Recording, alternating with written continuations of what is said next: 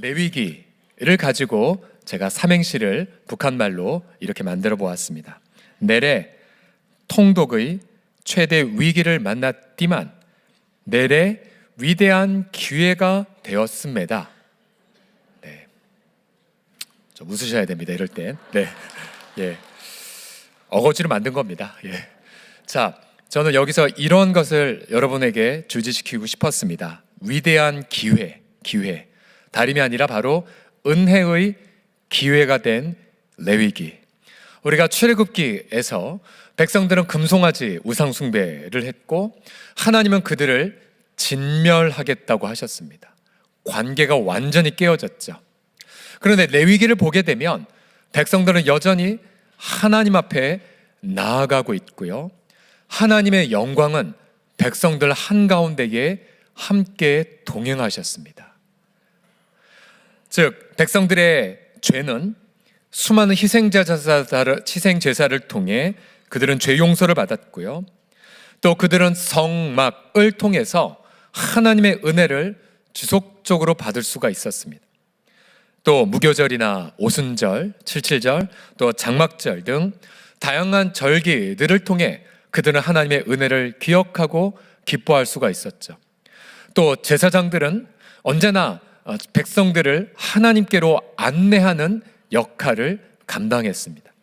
그러니 백성들은 이 레위기를 통하여서 위대한 은혜의 기회를 경험한 셈이 되었죠. 하나님 왜 이처럼 백성들에게 이런 놀라운 은혜를 허락하셨을까요? 이 레위기의 전체 하나님 백성들에게 원하는 것이 하나 있습니다. 그것이 바로 레위기 20장 26절인데요. 다 같이 읽어보겠습니다. 시작. 너희는 나에게 거룩할지어다. 그래요. 바로 은혜를 베푸신 목적이 바로 거룩한 삶인데요. 이 거룩이란 다른 말로 말하면 구별했다라는 것입니다. 하나님은 당신의 백성들을 수많은 열방 중에서 선택하고 따로 세우셨습니다. 그리고 따로 세우기 위해 그들에게 은혜를 베풀어 주셨고요. 그 은혜의 목적은 바로 그들이 구별된 삶을 살아가라고 하나님이 그렇게 은혜를 베풀어 주신 것입니다. 여러분, 그렇게 이스라엘 백성들에게도 구별된 삶을 요구하셨다면 이제 2023년 대한민국에서 사는 저와 여러분, 우리 예수 믿는 은혜를 받은 우리들에게 하나님은 얼마나 구별된 삶을 요구하실까요? 여러분, 과연 여러분의 배우자 앞에서 그래, 우리 남편, 우리 아내 진짜 믿는 사람다워 라는 말을 혹시 듣고 계십니까? 또 여러분의 자녀들과 손주들 앞에서 우리 아빠는 혹은 우리 할머니는 뭔가 다르셔 라는 이야기를 혹시 듣고 계십니까? 혹은 여러분의 일터에서 정직과 또 지혜로 믿는 사람답다 라는 말을 혹시 듣고 계십니까? 저의 부끄러운 모습이지만 가끔 제가 가족 태우고 급하게 어디 갈 때 우리 가족도 이렇게 말합니다. 차 뒤에 서롱성계 담임 목사 차입니다라고 붙이고 싶다고. 예. 특별히 우리가 구별된 삶을 살고 싶지만 여러분 잘 살아지지 못하는 것들이 있어요. 저마다 다 구별된 삶을 살고 싶으시겠지만요. 그래서 오늘 이 레위기를 통하여서 구별된 삶을 살게 만드는 원동력, 또 구별된 삶을 살게 만든 어떤 에너지 원천, 그것이 무엇인지를 함께 살펴보기 원합니다. 어떻게 구별된 삶을 살아갈 수가 있을까요? 가장 첫 단추는 이것입니다. 내가 바로 하나님의 은혜로 값주고 사신 바가 되었음을 깨달을 때입니다. 하나님이 값을 주고 우리를 사셨다라는 것을 깨달을 때이죠. 천천히 읽어보겠습니다. 값주고 시작. 값주고 사신 바가 되었음을 알라. 26절에 보시면 내가 또 너희를 나의 소유로 삼으려고 너희를 만민 중에서 구별하였음이라고 말씀하십니다. 주님은 이스라엘을 자기 것으로 삼기 위해 구별하셨죠. 본래 이스라엘은 이집트의 노예였었고요. 하나님은 그들에게 무수하게 많은 어린 양을 잡아 어린 양의 피를 문에 바르고 그러면 심판에서 벗어나 구속을 받는다고 말씀하셨죠. 결국 하나님은 무수하게 많은 어린 양들의 핏값으로 그들을 사신 셈이 되었습니다. 자, 하나님이 값주고 사다, 이것을 바로 교리적으로 구속이라고 말합니다. 값을 주고 노예된 자들을 자유를 주는 행위가 구속이죠. 레위기 1장에서부터 여러분 무수하게 많은 짐승들이 백성들을 위해 희생을 당했습니다. 그러면 여러분, 이 짐승들 본래 여러분 누구의 것입니까? 시편 50편 10절을 보시게 되면 이는 살림의 짐승들과 뭇산의 가축이 다 누구 거라고요? 바로 하나님의 소유라고 말씀하십니다. 그러니 레위기 1장에서부터 하나님의 소유가 된 짐승들이 백성들 위해 피를 흘리며 대신 죽은 거죠. 특별히 창세기에서부터 짐승의 피를 먹지 말라고 말씀하셨죠. 왜요? 피는 생명을 담고 있기에, 모든 생명이 하나님의 것이기에 함부로 대할 수 없음을 강조하셨습니다. 결국 레위기에서 무수하게 희생당하는 짐승들의 피, 여러분 이 피는 바로 누구의 피를 미리 예고한 것입니까? 바로 히브리서 9장 11절 이하를 다 같이 읽어보겠습니다. 시작. 그리스도께서는 염소와 송아지의 피로 아니하고 오직 자기의 피로 영원한 속죄를 이루사 단번에 성소에 들어가셨느니라. 아멘, 아멘. 하나님은 결국 당신의 아들의 피를 예고하기 위해 레위기와 출애굽기 등의 무수히 많은 짐승의 피를 흘리게 하신 거죠. 결국 하나님 당신의 아들의 피값으로 백성들의 죄를 덮으시고 백성들을 당신의 백성으로 삼기 위해 하나님 당신의 아들을 보내신 것입니다. 결국 성경은 강조합니다. 우리가 우리 것이 아니라고요. 바로 하나님의 아들의 값으로, 피값으로 사신 것이 되었다고 강조합니다. 고린도전서 6장 19절 보십시오. 너희는 너희 자신의 것이 아니라 값으로 산 것이 되었다고 말합니다. 어떤 값입니까? 하나님의 아들의 대가. 그것은 전 우주의 모든 자원을 포함한다 한들 능히 그렇게 갚을 수 없는 가치죠.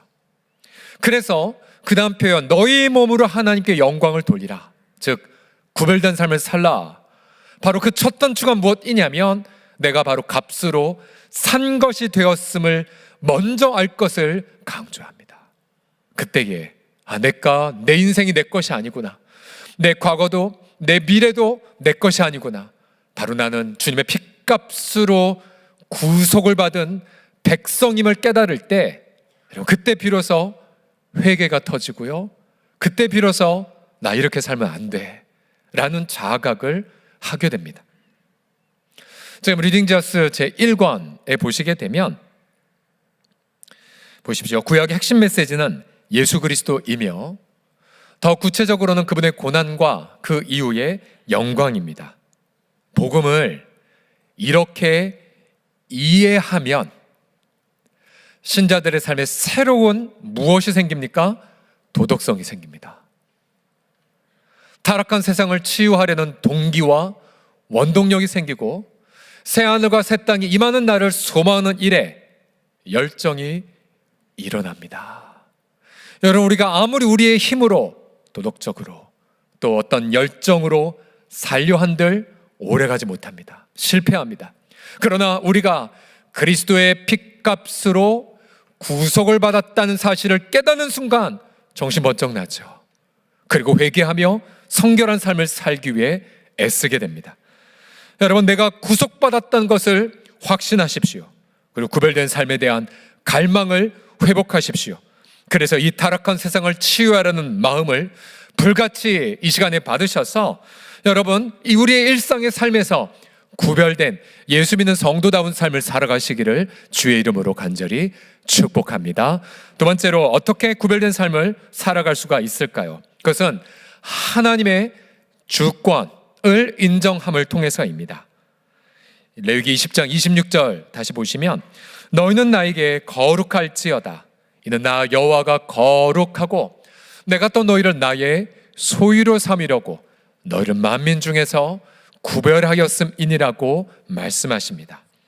자, 주님이 우리를 핏값으로 사셨기에 이제 우리의 주인은 더 이상 세상도 아니고 우리의 주인은 더 이상 마귀도 사탄도 아닙니다. 바로 우리의 주인은 살아계신 하나님이십니다. 하나님만이 우리의 주권자이십니다. 본래 에덴 동산에서 아담과 하와는 하나님처럼 되기 위해 범죄했죠. 그러나 찾아온 건 자유가 아니라 노예였고 종이었고 죽음이었고 심판이었습니다. 그러나 하나님은 자신을 배반한 사람을 결코 포기하지 않으셨습니다. 하나님은 깨어진 관계를 회복하기 위해 언약을 선물로 주셨습니다. 창세기 17장 7절 보시면 언약의 핵심이 무엇인지 나옵니다. 내가 내 언약을 나와 너 및 내 대대 후손 사이에 세워서 영원한 언약을 삼고 너와 내 후손에 무엇이 되신다고요? 하나님이 되리라. 하나님이 되리라. 여러분, 이것은 이런 것과 이렇게 비유하면 설명이 잘 될 것입니다. 가령 내게 아들이 있었는데 그가 타락해서 집을 나가버렸고 반항을 했고 반역을 했지만 어느 날 그가 회개하고 만신창이가 되었지만 집에 돌아와 제가 죄를 범했습니다 라고 했을 때 아버지가 어떻게 합니까? 그 아들을 와라 껴안아주고 그리고 하는 말이 아들아 나는 너의 영원한 아빠란다. 영원한 아빠란다. 왜냐면 이걸로 다 회복을 받은 거죠. 마찬가지예요. 하나님이 당신을 잃어버린 사람에게 찾아오셔서 내가 너희의 영원한 하나님이란다. 바로 하나님의 그 주권을 선포할 때 이것은 하나님과 우리 관계가 완전히 회복된 것을 전제한 것이죠.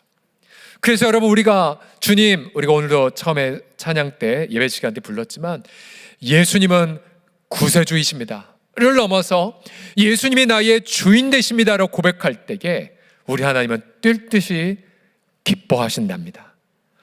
한 걸음 더 들어가 여러분 여호와 하나님 바로 하나님의 개인 호칭이신데요. 여호와 속에는 생명의 주권 그리고 약속을 이루시는 하나님이란 뜻이 담겨 있습니다.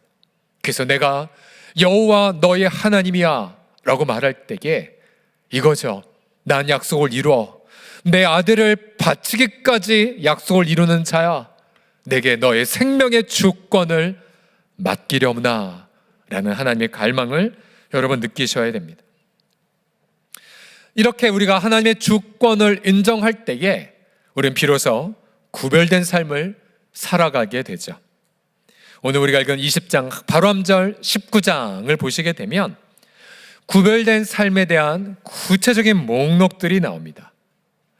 가령 3절을 보시면 너희 각 사람은 부모를 경외하고 나의 안식일을 지키라. 나는 너희의 하나님 여호와이니라고 말씀하고 계십니다. 부모를 경외할 이유가 무엇입니까? 바로 너희의 하나님 여호와 때문이죠. 안식일을 지키는 이유가 무엇입니까?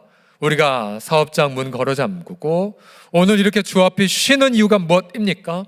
바로 주님이 과거에도 나를 지키셨고 지금도 보호하시고 내일도 우리의 생업을 지켜주시는 주인이심을 믿기 때문에 우리가 오늘 쉬는 것 아니겠습니까?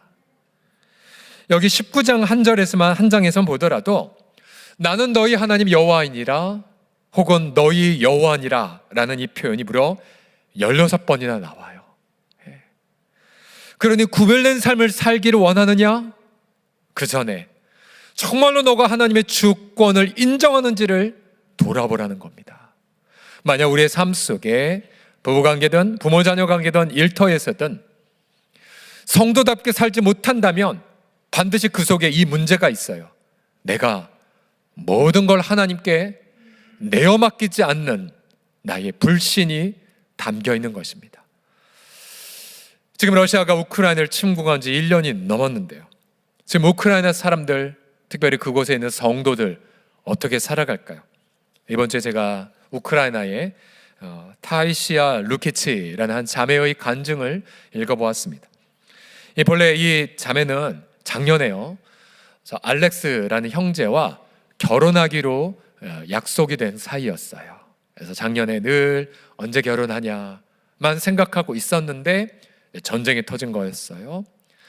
그래서 자신의 약속한 약혼자 알렉스도 전쟁터에 참여했지만 안타깝게도 전사 통지서가 날라왔어요. 그리고 관 안에 알렉스가 담긴 채 왔어요. 시신이 끔찍하게 훼손되었기에 차마 관을 열어보는 것이 허락되지 않았습니다. 타이시아는 쓰러져 버렸고요, 먹지도 잠을 잘 수도 없었습니다. 그리고 하나님 앞에 크게 실망했습니다. 성경 읽기 포기해버렸습니다. 그리고 슬픔과 고통의 구덩이에 한없이 빠져버렸습니다. 그러니까 더 이상 살 소망을 잃어버렸어요. 아마 이 자리에 유교를 겪으신 어르신들, 사랑하는 가족들이 폭탄에, 총탄에 하나씩 희생당한 그 시신을 보셨을 텐데 그때의 정경 얼마나 힘드셨습니까? 교회에서도 이야기할 수 없었대요. 왜냐하면 이 타이시아 자매의 교회에서만 무려 14명이나 참전을 했고요, 그 중에 무려 4명이나 전사했기 때문에 그렇대요. 너무나 힘든 어느 날 그녀는 밤에 하나님 앞에 애원하고 울면서 기도했대요. 하나님, 제발 마음의 평강을, 그리고 하나님의 그 사랑을 더해달라고. 눈물을 흘린 채로 잠이 들었는데 기적이 일어났대요. 눈을 떠보니 어느덧 모르게 본인 속에 새로운 희망과 힘이 용솟음치는 것을 경험했답니다. 왜요? 그녀가 이 주권적인 하나님의 예비하심을 깨달았기 때문이에요. 고백을 직접 읽겠습니다. 우리가 고통당하기 훨씬 전에 주님은 우리의 고통을 알고 계셨습니다. 우리는 주님을 바라보는 것을 잊어버리지만 주님은 고통하는 우리를 위해 모든 위로도 이미 준비하셨습니다. 자신의 슬픔을 하나님의 주권 앞에 내어 맡기자 그는 회복을 받았고요, 그는 벌떡 일어나서 자신의 어머니와 함께 빵을 굽고 그리고 동일하게 아픔을 겪는 이들에게 가 위로하는 일에 헌신하고 있습니다. 그러니 하나님의 주권을 인정하는 그 순간 똑같은 슬픔을 겪어도 구별된 삶을 이 자매가 생생하게 보여주고 있죠. 여러분, 지금 러시아 정말 지옥과 같은 전투를 자행하고 있지만, 그리고 우크라이나의 수백 개의 교회를 지금 파괴하고 있고요, 유일한 교회는 러시아 정교회 뿐이라고 강조하고 있답니다. 수많은 목회자들 또 성도들 체포당하고 고문당하고 살해당하고 있습니다. 놀랍게도 지난 1년간 우크라이나 교회들 어떻게 되는 줄 아십니까? 오히려 성도들이 더 많이 부흥하고 있어요. 신학교마다 신학생들이 더 많이 모르고 있습니다. 오히려 그 속에서 하나님의 주권을 인정한 이들이 바로 그 재난 속에서 구별된 삶을 살아가고 있기 때문입니다. 여러분, 어찌 이것이 먼 나라 이야기뿐이겠습니까? 우리도 이 전쟁으로 인하여 올해 고금리에 또 물가 그리고 에너지 가격, 너무나도 우리들 힘겨운 나날을 보내고 있죠. 그러나 아직 우리는 우리 사랑하는 가족을 전쟁터 잃는 아픔까지는 겪지 않았습니다. 여러분, 이 우크라이나 성도들도 하나님의 주권을 인정하며 구별된 삶을 살아간다면 대한민국의 2023년을 사는 우리들은 얼마나 더 하나님의 주권을 더 인정할 수가 있을까요? 오늘 우리가 사랑방 개강 1인데요, 사랑방은 다름이 아니라 바로 구별된 백성이면서 하나님의 주권을 고백하는 모임입니다. 혹시 여러분들 속에서 이 앞에 나눈 자매처럼 혹시 하나님의 주권을 인정하고 싶지 않은 아픔은 무엇입니까? 또 하나님의 침묵을 겪고 있는 영역은 무엇입니까? 진솔하게 나누시고 또 함께 눈물 흘리시고 함께 기도하시고 그러면서 함께 하나님의 주권을 인정하게 될 때에 우리가 정말 예수 믿는 성도다운 삶의 구별됨을 당당하게 보이게 하여 주실 줄을 믿습니다. 하나님의 그 주권을 인정하는 저와 여러분 다 되시기를 그리스도의 이름으로 간절히 축복합니다. 마지막으로 우리가 어떻게 구별된 삶을 살아갈 수 있냐면요, 이웃 사랑을 충전할 때입니다. 레위기 전체를 보게 되면 구별된 삶을 두 가지로 설명합니다. 한 가지는 인애의 삶을 이웃에게 베푸는 것, 인애의 삶. 또 한 가지는 성결의 삶을 가정에서 살아가는 것입니다. 레위기 19장 18절 말씀을 다 같이 읽어보겠습니다. 시작. 원수를 갚지 말며 내 자신과 같이 사랑하라. 나는 여호와이니라. 아멘. 예, 어디서 많이 본 구절이 저기 있지 않습니까? 이웃 사랑하기를 내 자신과 같이 사랑하라. 이게 여기에 나와요. 레위기서에. 예. 신약의 야고보서에 모든 율법이 저 한 구절에서 다 이루어졌다고 말하잖아요. 핵심이에요. 이웃 사랑. 그런데 다시 18절 보여주시면 왜 이웃 사랑을 내 자신과 같이 사랑하냐? 끝에 이게 나오죠. 나는 여호와이기 때문에. 이게 무슨 말이에요? 너희도 사랑을 받았잖아, 이거예요. 사랑받았기에 사랑을 깨닫고 사랑을 충전해서 사랑을 흘려보내라, 이런 뜻입니다. 레위기 19장을 보면 다양한 인애의 삶을 정리해 줍니다. 가령 10절에 보시게 되면 내 포도원의 열매를 다 따지 말며 내 포도원에 떨어진 열매도 줍지 말고 가난한 사람과 거류민을 위하여 버려두라. 나는 여호와, 너는 너희의 하나님 여호와이니라. 그래서 소외된 이웃을 일터에서 배려할 것을 강조합니다. 또한 13절에도 보시면 너는 내 이웃을 억압하지 말며 착취하지 말며 분꾼의 삭슬 아침까지 밤새도록 내게 두지 말라. 그래서 노동의 정당한 대가를 보장할 것을, 특히 하루 사러 하루 버는 분들, 여러분 그들을 좀 보호할 것을 여러분 강조하고 있죠. 그래서 여러분 특별히 삶의 현장에서 치열하게 일하시는 분들, 이른 새벽부터 밤늦게까지 뛰어나시는 분들 보시면 존중해 주셔야 돼요. 그리고 음료수 하나라도 드리시고 수고하셨습니다라고요. 예. 얼마 전 제 차가 문제가 생겨서 밤에 긴급하게 견인 트럭을 긴급하게 전화한 적이 있었는데요. 멀리서 와서 굉장히 늦게 왔어요. 그래서 오자마자 막 뭐라고 하려다가 꾹 참고 있었는데 알고 보니 사정이 있었더라고요. 근데 생각해보니 그 늦은 밤에 트럭이 와서 제 차를 끌고 갈 때 제가 그랬죠. 다른 나라 이런 시스템 없는데 이렇게 오셔서 이렇게 맡겨서 참 너무 고맙다고. 그러니까 이 기사님이 너무 격려를 받았어요. 너무 격려를 받았어요. 예. 딴 데 가서 조금만 늦어도 막 갑질을 당한대요. 그래서 제가 뜨끔했죠. 아이고 왜 이렇게 늦게 오셨어요? 라고 할 뻔했는데 저도. 그래서 굉장히 작은 말이었지만 격려받는 걸 보고 아, 이분의 신병이 이것이구나 라는 것을 느낄 수가 있었습니다. 또 14절에도 보시게 되면 너는 귀먹은 자를 저주하지 말라. 맹인 앞에 장애물 놓지 말고 네 하나님을 경외하라. 왜냐하면 나는 여호와이기 때문이니라. 장애인을 존중하는 거. 제가 위탁받은 새손 어린이집, 이제 서대문교의 독보적인 명문 어린이집이 되었는데요. 장애인과 통합하기 위한 그런 과정들을 두기 위해 굉장히 많이 노력하고 있습니다. 함께 더불어서 존중하는 그 삶. 우리 공동체 하나님이 모두 다 아름답게 보시겠지만 지금 같은 시간에 글로리아홀에서 진행되는 아름 공동체 예배, 아마 하나님이 가장 이뻐하고 흠양하실 곳이 될 거예요. 우리가 이처럼 인애를 베푸는 이유 34절에 다시 강조하죠. 너희와 함께는 거류민을, 그러니까 외국인 노동자들이나 소외된 이웃들을 너희 중에서 나은 자같이 여기며 자기같이 사랑하라. 왜?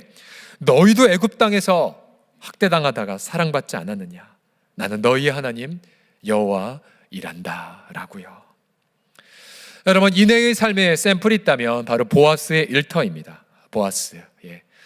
그의 일터에서는 사장님과 고용원들이 이렇게 축복을 주고받았어요. 룻기 2장 4절을 보시면 가령 룻은 그 보아스는 자신의 종업원들에게 여호와께서 너희와 함께 하시길 원하노라 축복했고요. 또 반대로 고용인들은 주인에게 여호와께서 당신에게 복 주시길 원합니다라고 인사를 주고받았어요. 근데 어느 날 과부 룻이 오자 그 시어머니도 과부고 더 이상 생계가 막막한 이 가정. 보아스는 이 종업원들에게 말합니다. 이삭 더 떨어뜨려. 그리고 방해하지 마. 건들지 마. 그리고 물도 갖다 먹이고요. 식사 시간에 식사도 초대합니다. 그리고 마음을 위로까지 줍니다. 이 보아스의 밭. 만약 보아스의 밭이 없었다면 아마 룻과 그녀의 시어머니 나오미는 극단적 생각을 했을지 모릅니다.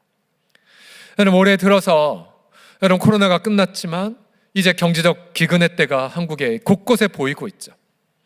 많은 분들이 어쩌면 막막한 룻처럼 안 좋은 생각을 하는 분들이 있을 수 있어요. 그래서 우리는 간절히 기도합니다. 여러분, 보아스의 일터가 되어 주십시오. 이삭 하나 별것 아니잖아요. 차 한 잔, 그리고 반찬 하나 별거 아니잖아요. 그러나 그것을 통해 고통하는 분들은 그래도 소망이 있구나라는 것을 여기게 됩니다. 특별히 다친 채로 그렇게 두문불출하는 이웃일수록 노크에서 뭐라도 하나 갖다 줘 보십시오. 그리고 좋은 정답이라도 주고받아 주십시오. 우리 여러분 곳곳에 사랑의 만나 포스터가 다시 붙여져 있는데요.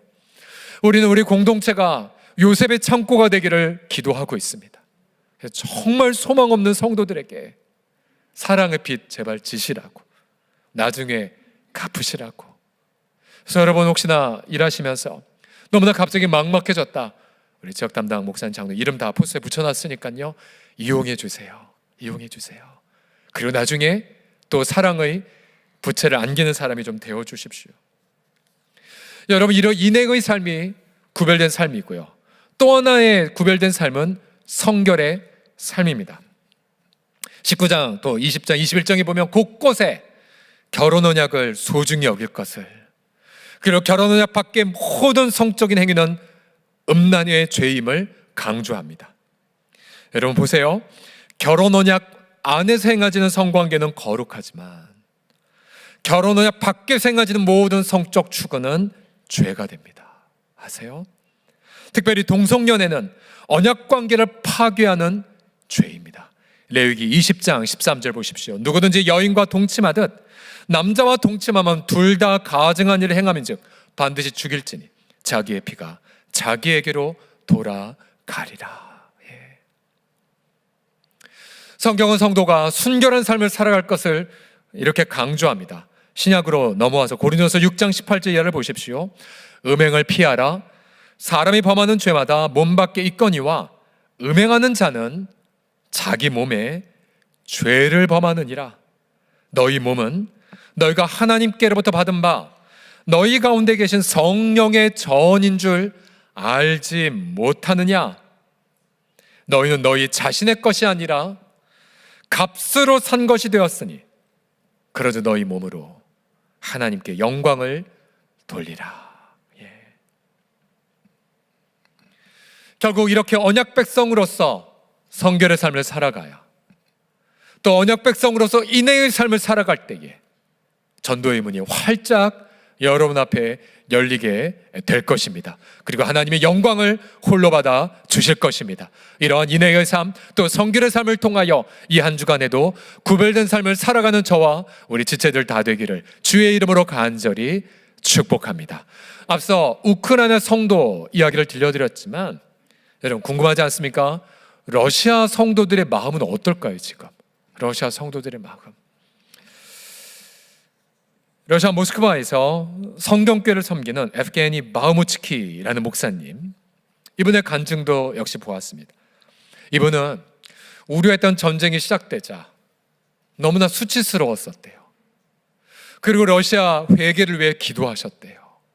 이러면 안 되는데.